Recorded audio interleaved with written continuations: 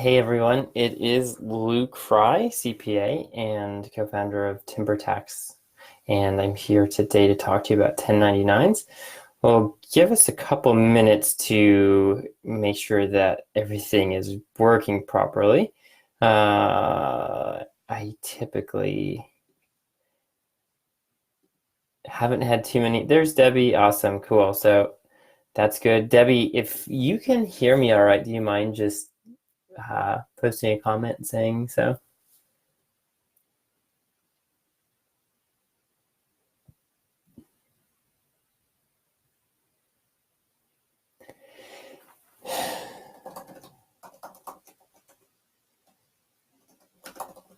Okay, I'm going to assume that Debbie can hear me because she gave me the thumbs up. I know there's a little bit of a delay. Wonderful. Cool. All right, let me see if there was anyone else who said they were going to come and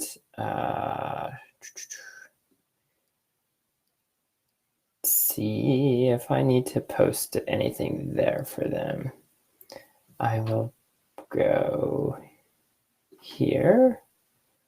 I think if I post it here.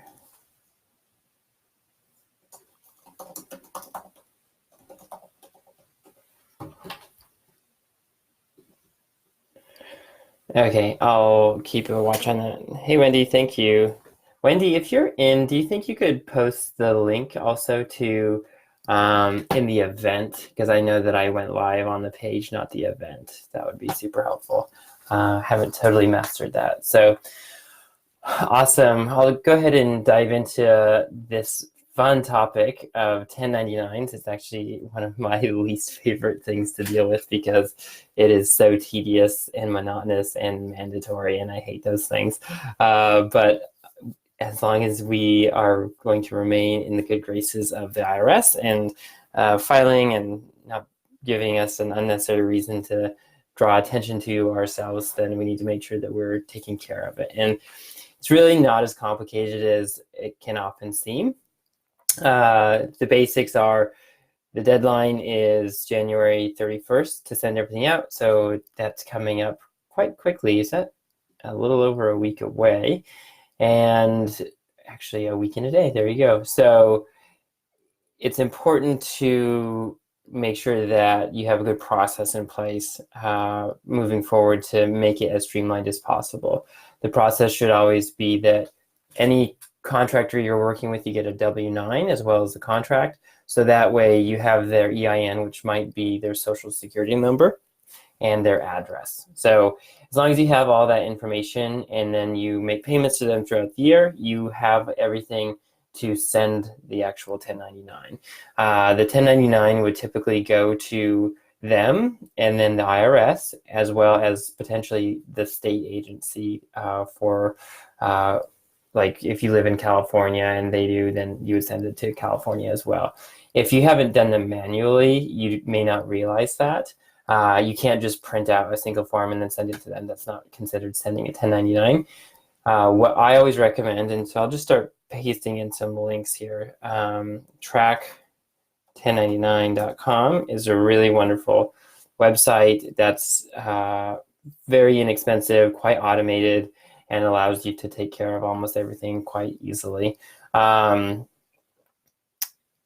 surprised that the image that popped up there is for Social Security Administration, but essentially you need to be sending anyone who's not a corporation or not a lawyer a 1099 if you paid them over $600 throughout the year through something like cash or checks, and sometimes even personal Venmo, personal PayPal, anything that's not like a merchant account, and anything that's not like inventory type stuff.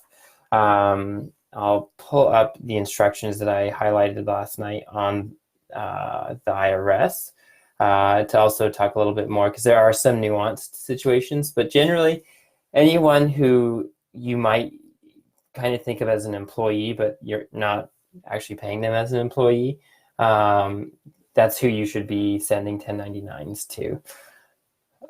And the 1099 that we're specifically talking about right now are 1099-MISC, M-I-S-C.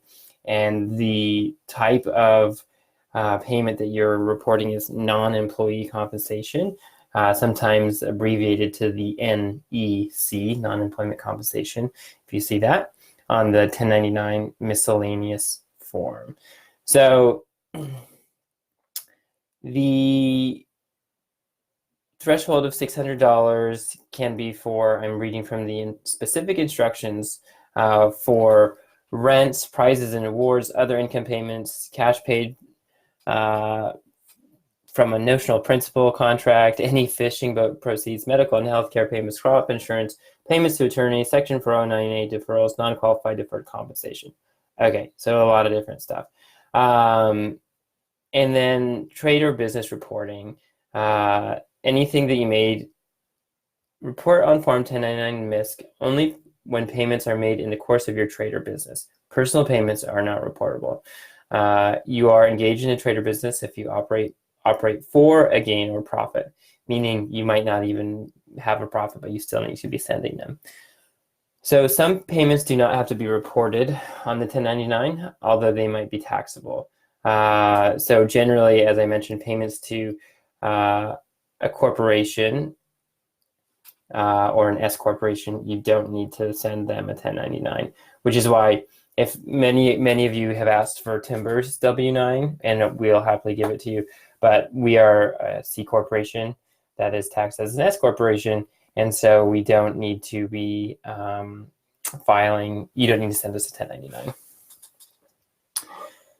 Okay, I'm gonna stop for a second and give, I guess, Debbie a chance to ask any questions that she may have.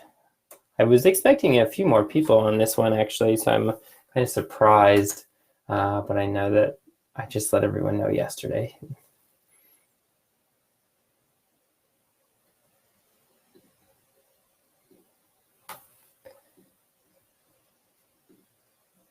Okay, well, I'm going to go ahead then and just post some additional links on how to think about 1099s that I found helpful. And some of them are going to be more general, but especially that first one from entrepreneur.com is a pretty straightforward walkthrough of 1099s. And if you have the totals and the W-9s, it really shouldn't take very long if you use Track 1099. So there's some resources I posted on there. Track 1099 is going to be your best friend. The key is that when we file your return, we have to ask you, were you required to file them? And then on the tax return, say yes or no. And then the follow-up, if you did, is did you send them? And if you don't send them, there are penalties. And then if you mark those boxes that say you weren't compliant, it's possible that you're going to receive automated penalty notices. So just not worth that. It's a tedious, annoying little thing to do, but it will keep everything running smoothly on that end if you just take care of it now.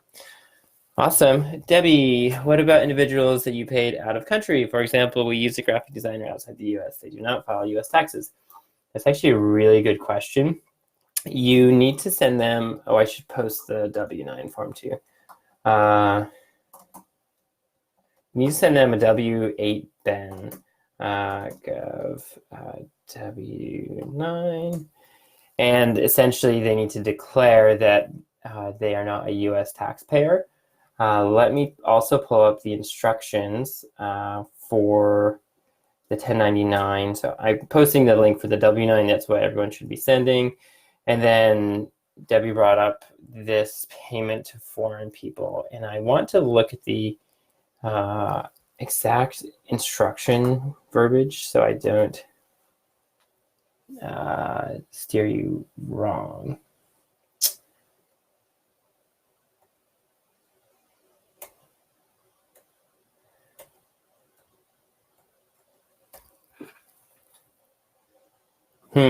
Okay, that's not showing up there.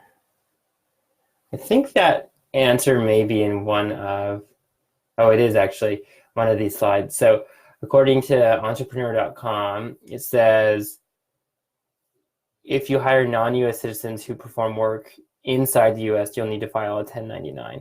But if it's outside of the US, I don't believe that you need to.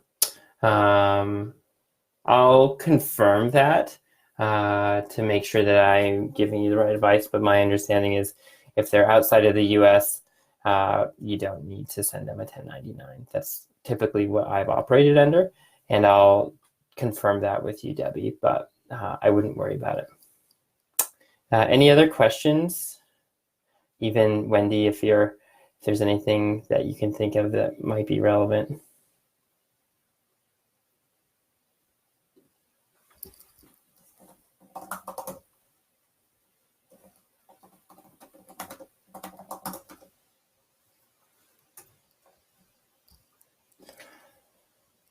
Okay, that seems pretty straightforward. I'm sure there are more questions, but I'll also be sending out an email with some of this information later to everyone and a link to this video. So thanks so much, Debbie, and feel free to comment anyone else who's watching this video afterwards, and I'll engage with any of the comments as well. Alrighty, take care.